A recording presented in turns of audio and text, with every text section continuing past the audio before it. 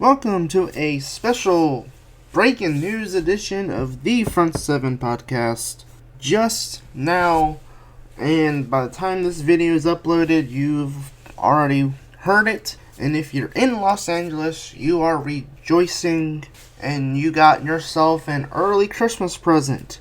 The Los Angeles Rams have finally fired Jeff Fisher and have relieved him of his duties as head coach of the team. Now, this was long overdue. This should have been done last year or the year before that.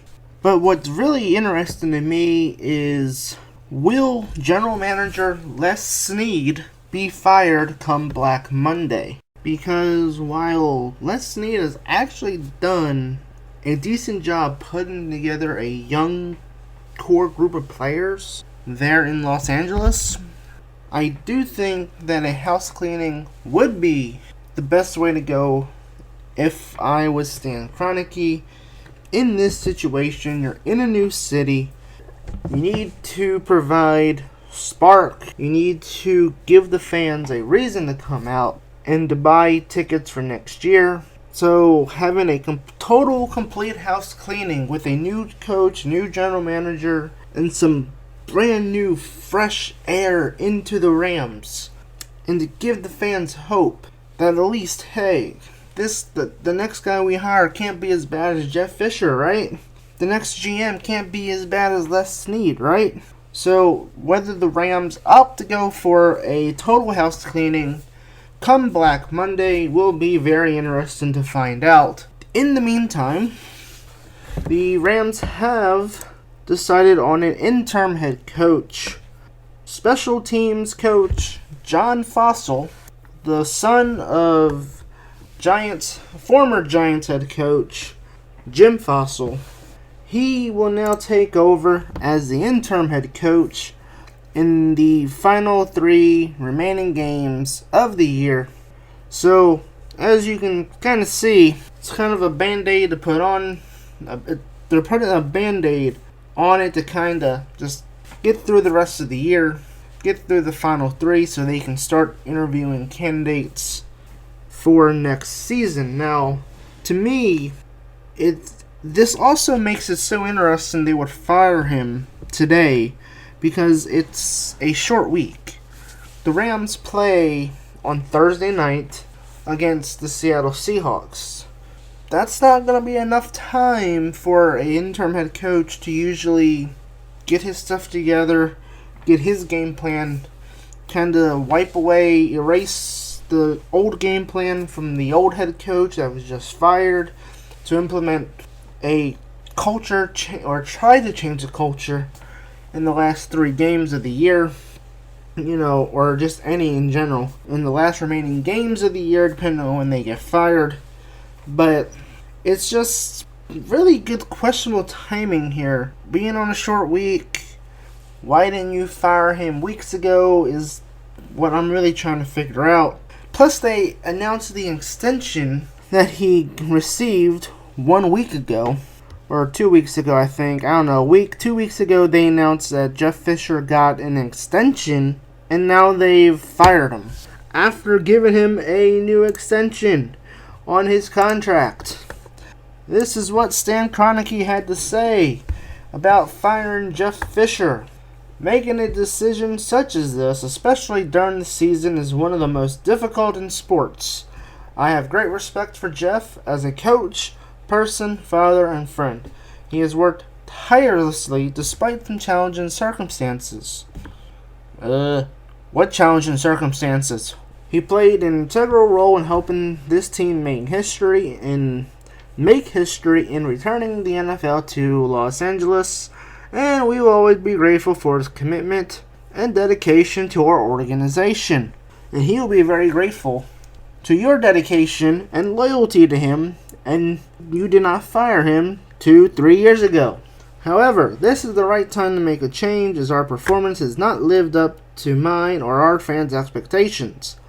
Again, I think Stan Kroenke needs to sell the team to a freaking owner who knows about football. This is the right time to make a change, as our performance has not lived up to mine or our fans' expectations. Now, wait, did you just now figure that out? Good lord, they've been in that whole 7-9 thing for like the last, 2, 3, 4 years? I mean, come on now. You had a very, very long leash on Jeff Fisher, and you should have cut the leash a long time ago. Our mission is to celebrate a Super Bowl title with our fans in Los Angeles. Today is the first step to bringing us closer to that goal. That I agree with. Firing Jeff Fisher does put them on the right path to getting into contention of being a Super Bowl contender. But whether or not you bring in the right coach as his replacement in order to get that Super Bowl is going to be what makes or breaks that goal and whether or not it happens. So now you have to wonder what direction the Rams are going to go in as we close out the 2016 season. Will the Rams look for an offensive guy or a defensive guy? Now, Jeff Fisher was a defensive guy, but are they going to go for an offensive head coach? Possibly Josh McDaniels. You know, I look at somebody like the Lions offensive coordinator, Jim Bob Cooter, who has done a tremendous job since taking over as the offensive coordinator of the Lions last year. And that's why the Lions are in the position they are in now, atop of the NFC North, because of what Jim Bob Cooter has been able to do with Matthew Stafford and that offense since he's taken over. Do the Rams look at another retread? Maybe a Tom Coughlin? You know, I don't know. I mean, again, I think maybe they could look at Josh McDaniels from the Patriots. If they were to look for an offensive guru, Josh McDaniels, Jim Bob Cooter. I mean, you could look at a change in how things were run under Jeff Fisher, depending on who they bring in next year. And hopefully for the Rams and for the sake of their fans, it is somebody new. It is an offensive guru that can come in there and work with Jared Goff and try to get him on track. Because Goff has just not performed like the number one pick that he was drafted at. He hasn't performed or looked like a number one draft pick that you give up your entire draft to get. He wasn't an Andrew Luck or an RG3. He didn't have that potential. It was just the Rams were so desperate for a quarterback, they gave up the entire farm to go from 15 all the way to 1, jumped 14 spots for Jared Goff. And meanwhile, the Eagles, who traded up with the Browns to take Carson Wentz is doing alright. Carson Wentz is actually showing potential. Jared Goff, meanwhile, meh. You know, and that's the other thing that makes this so interesting is they gave up so much for Jared Goff. Meanwhile, Carson Wentz having more success in Philly. You see what Dak Prescott is doing in Dallas, and he was a 4th round pick. The Rams just jumped up, gave up all those picks when they could have just took Carson Wentz, or they could have traded up and got Wentz, or could have even waited for Dak Prescott. But I imagine there's going to be a culture change in Los Angeles. Stan Kroenke knows with him moving the team to a new market, and as big as a market that LA is, he's going to have to get that team to start winning. Otherwise, the fans are not going to come. And I really thought at this point I would have been doing a show, or doing this type of show, regarding Rex Ryan, the Buffalo Bills head coach. He was expected to be fired today, but apparently not. He still has his usual press conference scheduled, so we'll see what happens there. And if you really, really want to think about this, you know, the sad thing is the Rams actually have a good group of young core players that Jeff Fisher and company just could not take advantage of during his tenure there.